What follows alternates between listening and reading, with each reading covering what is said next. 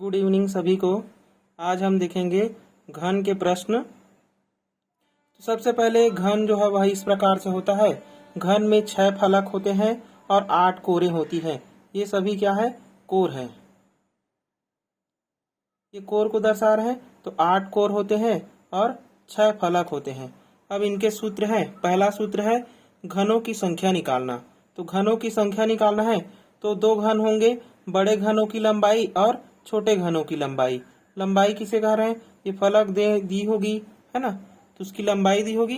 तो घनों की लंबाई, बड़े घनों की लंबाई और छोटे घनों की लंबाई के अनुपात से हम क्या निकाल सकते हैं? घनों की संख्या निकाल सकते हैं। अब कुल घनों की संख्या निकालना है। तो कुल घनों की संख्या निकालना है तो वो होता है n क्यूब। n क्यूब का मतलब होता है n का 3 बार गुणा। ठीक। अब तीसरा सूत्र देखते हैं। कोई भी सतह रंगीन न हो, घनों की संख्या है। अगर कोई भी सतह बिना रंग का है ना, तो बिना रंगीन घनों की जो सतह होगी वो क्या होगी? n-2 पूरे की घात 3। चौथा सूत्र देखते हैं। एक फलक रंगीन घनों की संख्या। अगर कोई एक फलक है उसे रंगा गया है तो उनकी घनों की संख्या कितनी होगी? तो 6 गुणा n-2 पूरे की घात में 2 हो जाएगी। पांचवा सूत्र क्या है? 2 फलक रंगीन घनों की संख्या है। तो अगर दो फलक रंगीन है तो उसके लिए सूत्र है 12 इंटू n-2। घात कम होते जा रहे हैं। फिर 3 फलक रंगीन घनों की संख्या। 3 फलक रंगीन घनों की संख्या जो है वह हमेशा कितनी होगी? 8 होगी। वो हमेशा 8 होती है।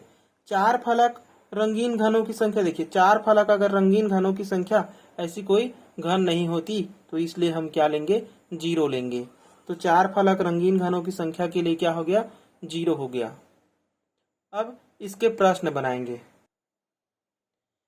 तो पहला टाइप का हमारा पहला प्रश्न है। 4 सेंटीमीटर भुजा वाले किसी घन को यदि 1 सेंटीमीटर भुजा वाले छोटे छोटे घनों में विभाजित किया जाए। देखो दिया हुआ है कि 4 सेंटीमीटर वाले घन है ना, उसको हम क्या करेंगे? 1 सेंटीमीटर वाले छोटे छोटे घनों में क्या करेंगे? विभाजित करेंगे। तो ऐसे घनों की संख्या कितनी होगी इसे बताना है। अब सबसे पहले हमारा पहला सूत्र लगाएंगे। यहाँ पर घनों की संख्या ज्ञात करने के लिए बोला है। तो घनों की संख्या ज्ञात करने का सूत्र क्या है? तो घनों की संख्या n बराबर क्या होता है? बड़े घनों की लंबाई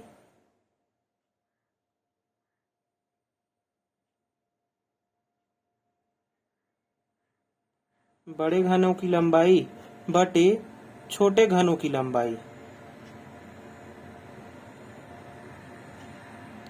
छोटे घनों की लंबाई। ठीक। तो n बराबर कितना मिल जाएगा? अब देखिए, बड़े घनों की लंबाई कितनी दी हुई है?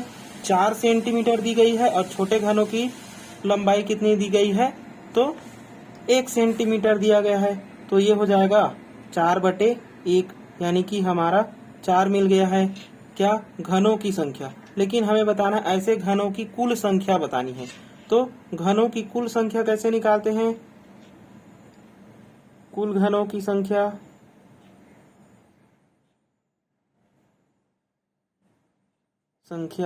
बराबर क्या होता है?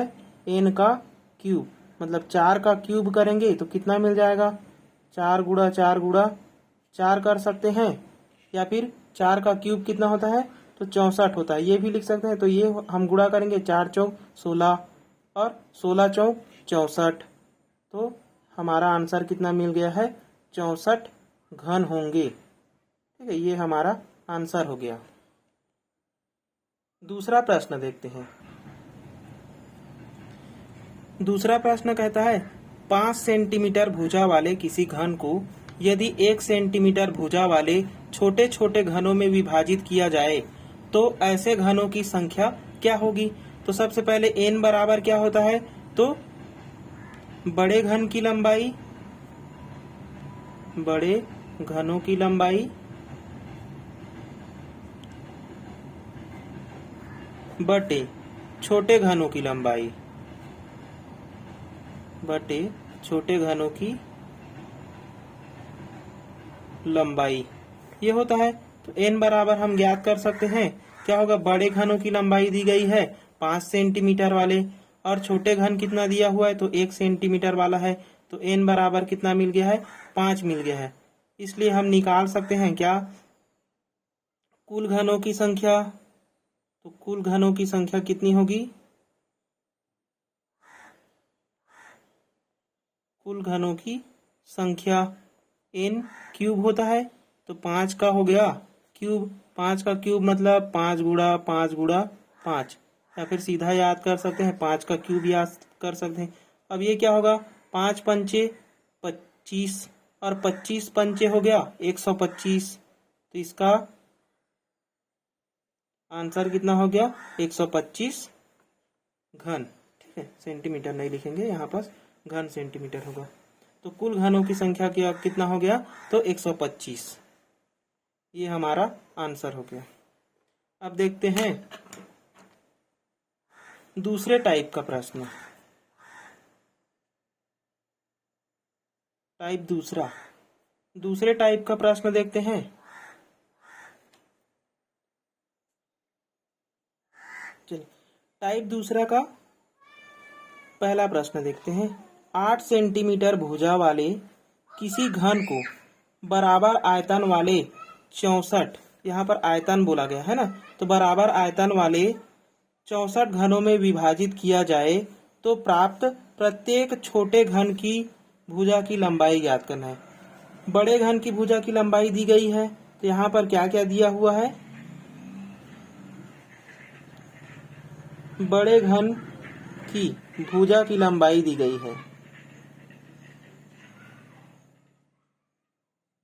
बड़े घन की भुजा की लंबाई कितनी है, 8 सेंटीमीटर। दूसरा क्या दिया हुआ है, तो घन का आयतन दिया हुआ है। तो घन का आयतन हम निकालते हैं। घन का आयतन या फिर घनों की संख्या जिसे बोलते हैं, तो घन का आयतन कितना दिया हुआ है, 64 दिया हुआ है। तो ये कितने का क्यूब है, ये तो n क्यूब हो गया, ये 4 का क्यूब है 64। तो n बराबर कितना मिल गया, 4 मिल गया। अब हम फॉर्मूला जानते हैं, क्या होता है n बराबर, तो n बराबर होता है बड़े घनों की संख्या, बड़े घनों की लंबाई, है ना, बड़े घनों की लंबाई, यहाँ पर घन लिख लेंगे, बड़े घन की लंबाई बटे क्या होता है, छोटे घन की लंबाई।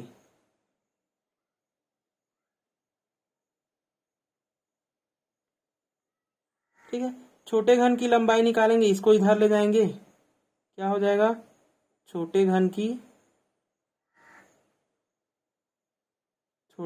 लंबाई, इसको इधर ले आएंगे, नीचे ले आएंगे, तो क्या हो जाएगा, बड़े घन की लंबाई बटे, ये नीचे में आ जाएगा n। ठीक है, क्रॉस मल्टीप्लाई किए हैं, इसको इधर इसको इधर। ठीक है, तो छोटे घन की लंबाई इधर आ गया और इसको इधर ले जाएंगे, तो ये गुणा में है, इधर जाके क्या हो जाएगा, भाग में हो जाएगा। तो बड़े घन की लंबाई बटे क्या हो गया, n। अब रख दीजिए मान, क्या दिया हुआ है, बड़े घन की लंबाई, तो बड़े घन की लंबाई दी गई है 8 सेंटीमीटर, ये हो गया 8 सेंटीमीटर।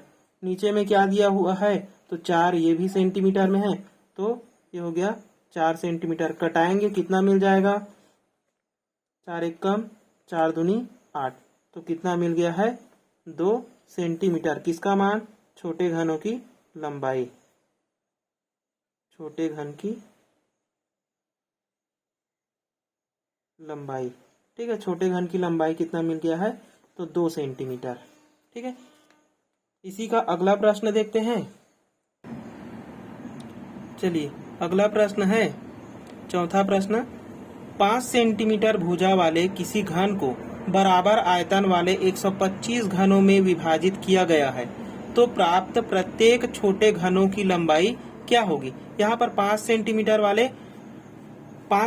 वाले किसी घन है ना, वो उसका आयतन कितना दिया हुआ है, तो 125 दिया हुआ है। यहाँ पर क्या क्या दिया है, बड़े घन की लंबाई दी गई है, बड़े घन की लंबाई। तो बड़े घन की लंबाई कितनी है? तो 5 सेंटीमीटर। और दिया हुआ है आयतन, दिया हुआ है घन का आयतन, घन का आयतन। तो घन का आयतन क्या हो गया? N cube. एन क्यूब दिया हुआ है 125। यहाँ से एन का मान निकाल लेंगे, कितना हो गया? ये 5 का क्यूब है, तो कितना हो जाएगा? एन क्यूब 5 का क्यूब कितना हो गया? 5 सेंटीमीटर। ठीक है, 5 सेंटीमीटर निकल गया एन का मान। अब छोटे घन की लंबाई कितनी होगी? तो छोटे घन की लंबाई, छोटे घन की लंबाई हम निकाल चुके हैं पहले भी। बड़े घन की लंबाई, बड़े घन की लंबाई बटे क्या निकाले हैं? एन। तो यहाँ पास मान रख देंगे, कितना हो गया? छोटे घन की लंबाई जो है, बड़े घन की लंबाई कितनी है? 5 सेंटीमीटर। रख देंगे 5 सेंटीमीटर। एन बराबर भी 5 सेंटीमीटर है, तो कितना मिल गया? 5 एक कम 1 सेंटीमीटर। तो छोटे घन की जो लंबाई है वो कितनी हो गई है? 1 सेंटीमीटर। ठीक है, छोटे घन की लंबाई कितनी हो गई? 1 सेंटीमीटर। अगला टाइप देखते हैं।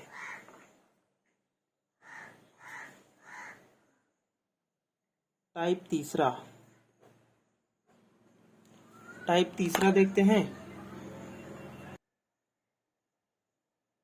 चलिए, टाइप तीसरा है, एक निर्देश दिया गया है। तो निर्देश में 6 से लेकर 10 तक के प्रश्नों को हमको हल करना है।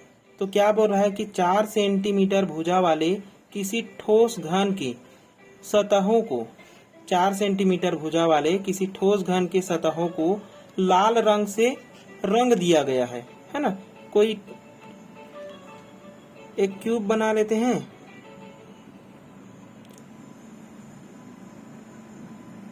अब क्या है, इसके जो सतह है इसको क्या किया गया है? लाल रंगों से रंग दिया गया है ना। तो ये हो गया लाल रंग से रंग दिया गया है। क्या किया गया है कि घन को पूरा लाल रंग से रंग दिया गया है। अब इसे क्या किया जा रहा है कि 1 सेंटीमीटर भुजा वाले छोटे छोटे घनों में क्या किया गया है? विभाजित किया गया है। तो निम्न प्रश्नों के उत्तर दीजिए। हमें 6 से लेकर 10 प्रश्नों को हल करना है ना। तो 4 से, अब पहला प्रश्न, 6वां प्रश्न क्या बोल रहा है कि कितने ऐसे घन हैं जिनका केवल एक सतह लाल है। हमने इसका सूत्र देखा हुआ है, क्या होता है? एक फलक रंगीन घनों की संख्या। तो सूत्र क्या है? एक फलक रंगीन घनों की संख्या, एक फलक रंगीन घनों की संख्या क्या होता है? तो 6 इंटू n-2 पूरे की घात में 2, ये होता है। तो सबसे पहले n निकालना पड़ेगा। तो n बराबर क्या होता है? तो बड़े घन की लंबाई, बड़े घन की लंबाई बटे क्या होता है? छोटे घन की लंबाई।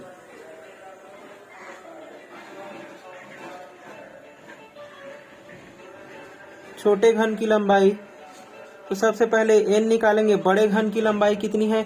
4 सेंटीमीटर है, तो 4 सेंटीमीटर हो गया। और छोटे घन की लंबाई कितनी है? 1 सेंटीमीटर। तो n का मान कितना मिल गया हमें? 4 मिल गया। यहाँ पर रख देंगे तो एक फलक रंगीन घनों की संख्या मिल जाएगी। तो क्या होगा? एक फलक रंगीन घनों की संख्या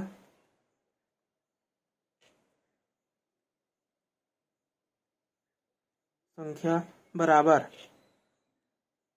6 इंटू n की जगह में क्या रखेंगे? तो 4 माइनस 2 पूरे की घात में कितना है? तो 2। अब इसको हल करेंगे, कितना मिल जाएगा? 6, 4 माइनस 2, 2 हो गया, 2 का वर्ग है ना। तो 2 का वर्ग कितना हो गया? 4 हो गया। तो ये हो गया 4, 6 चौक 24। तो एक फलक रंगीन घनों की संख्या कितनी मिल गई है? तो 24 मिल गई है। अब 7वां प्रश्न देखते हैं। चलिए, 7वां प्रश्न बोल रहा है कि कितने ऐसे घन हैं जिनका केवल 2 सतह लाल है। कितने ऐसे घन हैं जिनका केवल 2 सतह लाल है। अब 2 फलक रंगीन घनों की संख्या का सूत्र क्या होता है? 2 फलक रंगीन घनों की संख्या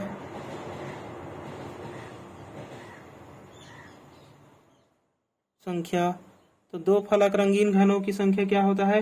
तो 12 इंटू n-2 ये होता है। n बराबर हम निकाल चुके हैं। n बराबर कितना निकाले हैं? 4 निकाले हैं। ठीक है, तो 12 n का मान रखेंगे 4 माइनस 2 कितना मिल जाएगा? 12। 4 माइनस 2 हो गया 2, तो 12 दूनी 24। तो 24 घन ऐसे हैं जिनके 2 फलक क्या है? लाल रंग से रंगा हुआ है।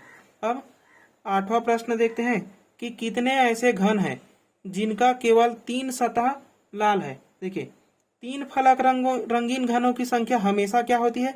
8 होती है। ये हमने देखा हुआ है। तो 3 फलक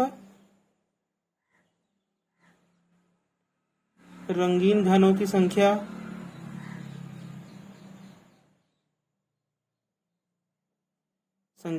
हमेशा लेंगे 8 को। ठीक है, ऐसा जब भी सवाल आएगा तो क्या मिलता है? 8 मिलता है। 3 फलक रंगीन घनों की संख्या कितनी हो जाएगी? 8 हो जाएगी। यहाँ बस जो भी क्यूब लिए हैं वो पूरा क्या हुआ है? रंगा हुआ है, इसलिए कितना मिल गया? 8 मिल गया। ऐसे कितने घन हैं? 9वां प्रश्न है, ऐसे कितने घन हैं जिनके चारों सतह लाल है। अब 4 सतह देखेंगे तो 4 सतह के लिए क्या होता है? 0 होगा, क्योंकि 4 सतह रंगीन नहीं हो सकता। लगातार हम 3 फलक ही देख सकते हैं क्यूब का, है ना। तो 4 फलक रंगीन घनों की संख्या इसलिए क्या होती है? 0 होती है। तो 4 फलक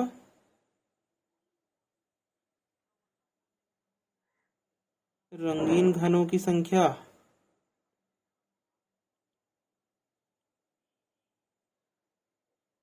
क्या होगी? 0 होगी। ये भी क्या होगी? हमेशा होगी। 4 फलक रंगीन घनों की संख्या क्या होती है? 0 होती है।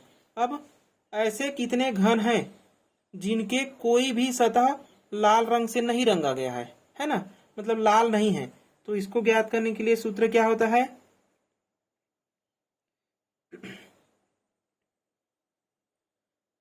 कोई भी सतह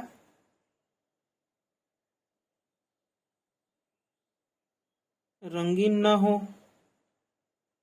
तो क्या मिलता है? इसका सूत्र n-2 पूरे की घात में 3 मिल जाता है।